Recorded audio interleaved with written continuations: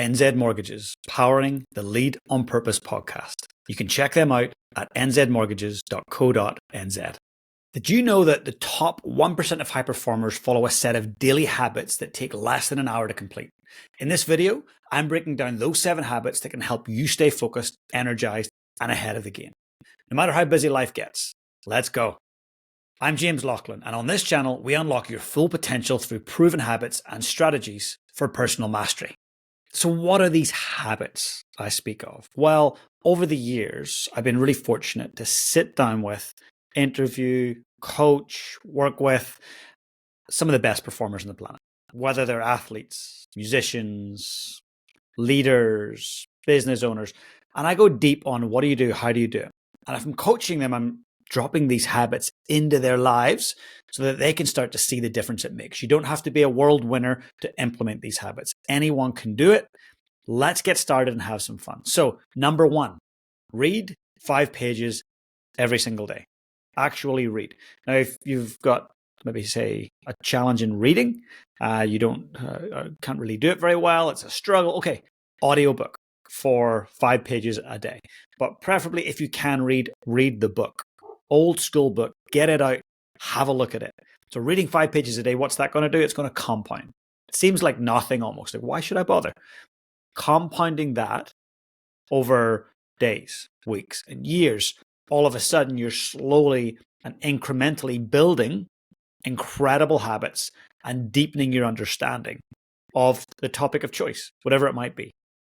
Number 2, listen 30 minutes a day. That's right. High performers listen over and over and over again. They're constantly listening to great audiobooks, podcasts, masterclasses. I would urge you to have 2 or 3 podcasts or YouTube channels that you check in on every day, right? It might be one on a Monday, different one on Tuesday, different one on Wednesday. Back to the first one on the Thursday, then next one Friday, next one. I want you to think about the importance of constantly listening to uplifting insights, wisdom, thought leadership, because what we listen to, we become. It's crucially important that you start to curate what you're listening to. If the news at 6 p.m. every night is what you listen to, I'm really hoping you might change that habit. The news is not going to feed your mind with empowering insights as to how to better your life. If you really need to keep up with the news on a Sunday, sit down and get a quick overview of the week's news. But try not to drip feed it every day. Let's replace the news with listening to stuff that help us level up. I love listening to Andrew Huberman on the Huberman Labs. Why? I love neuroscience. I can go deep on that. You might listen to something totally different, but figure out what it is you want to listen to. Get it on it every day. Make it a habit. Number 3, high performers move their body. So moving for 15 minutes a day. Could be a short run. Could be a short HIIT workout. Could be a 15, 20-minute yoga session. And 15 minutes is the starting point, but it's minimum. Like, get your 15 minutes in. You and I both can do that. I often will find excuses. Oh, it's too late. No, I'm too tired. But actually, when you do it, you feel better. BDNF, brain-derived neurotrophic factor, gets released when we exercise and we sweat. That is so good for brain health, so good for preventing those neurological disorders later in life. So working out is something that high performers just do. Number 4, mind training for 2 minutes a day. What's mind training? Well, just focusing your mind on one thing. If you can't focus for 2 minutes, how are you going to focus for 20 minutes? Look at it this way. Look, I'm writing a book right now, and it requires me to focus for extended periods of time. Before I write, I always do a 2-minute mental training or breath work or a meditation. Why? If I can't get through 2 minutes of focus, there's absolutely no way I'm going to have 2 hours of writing time. It'll probably end up being quite nonsensical, not very powerful writing. That little meditation allows me to build my focus muscle, and it is a muscle. So I want you to think about building that focus muscle. It's critically important. Look, if you're enjoying this right now, you're here on YouTube, please hit subscribe. If you're listening on Apple Podcasts or Spotify, please leave me a rating and review and share this with a friend. Okay, number 5, journaling 2 minutes a day, getting out of your head and onto the page. I've had some of the world's leading neuroscientists and psychologists and spiritual leaders on the show. And the one thing that comes up often is that many of them journal. There are powerful reasons why people journal. So if you want to be a high performer, I'm going to suggest that this habit, regular daily habit of journaling, will help you. Why? Our thoughts go pretty quickly in our mind. Our thinking is rapid. When we start writing, it forces us to slow down. It forces us to distill our thinking. Some of the best thought leaders and creators and entrepreneurs on the planet write in their journal every single day. Okay, number 6, alcohol-free or at least limited alcohol, right? The high performers understand that consuming anything that has a negative effect afterwards, as in a hangover or a degraded sleep, which obviously alcohol gives us, they know they can't afford to do that if they want to be BIF, best in field. So reducing or limiting alcohol, or even better, just cutting it out. I did this a number of years ago, as many of you will know if you've been listening for a while. It's 4.5 years at this point of no alcohol, which was pretty challenging because I enjoyed drinking. I used it as a social connector. I thought I didn't have a problem with it at all. But actually, in challenging myself to that 1 year no beer, aka no alcohol at all, it really transformed my relationship with alcohol and my wellness. It gave me more energy. My wallet looked a little better. And certainly my productivity increased. So that's something I want you to think about. Now, last but not least, the 7th habit of high performers.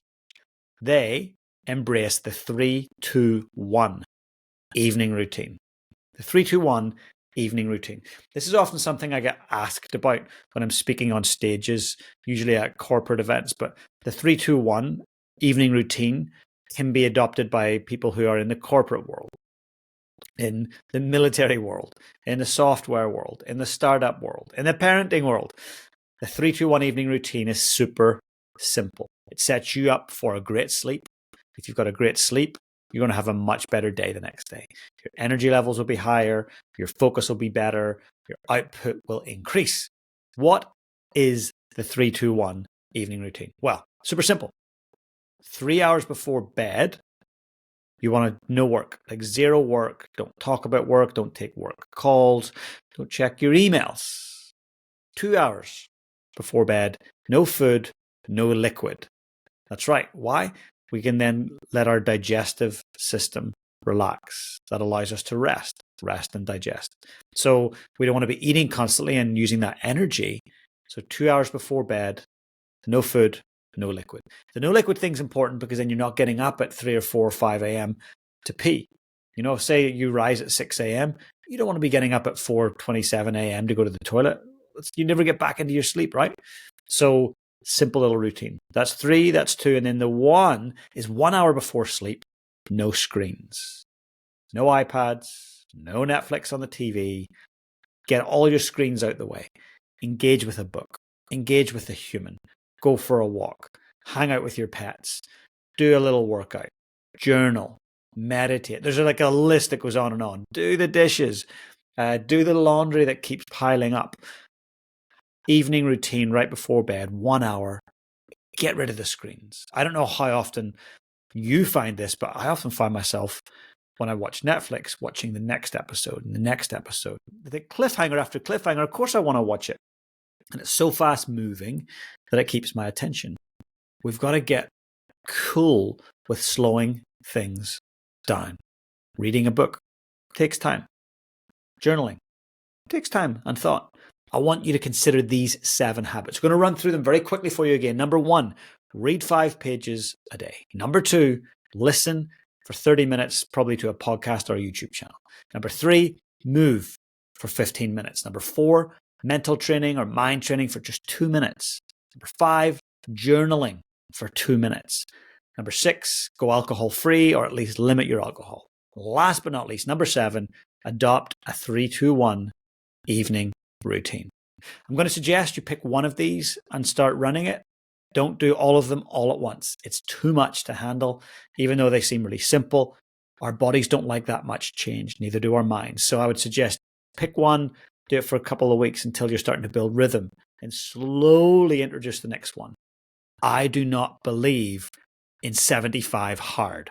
That program, I think, is nonsensical. How many people have you met that can keep that up long term? 0.00000000001%. It's not sustainable. I don't believe in engaging in things that aren't sustainable. What's the point? Let's engage in practices that allow us to be high performers over the long term, not little short bursts, not trying to be heroic, just small things done well consistently every day. And over time, they lead to sublime results. That, obviously, is how you would summarize Kaizen, that Japanese philosophy, almost of like 1% incremental gains every day. That, to me, is the difference that makes the difference. Look, I hope you've enjoyed this. If you've enjoyed it, hit that subscribe button if you're on YouTube, or if you're over on Apple Podcasts or Spotify, please leave me a rating and review and share it with a friend. But until next time, please get out there and lead your life on purpose. NZ Mortgages, powering the Lead on Purpose podcast. You can check them out at nzmortgages.co.nz.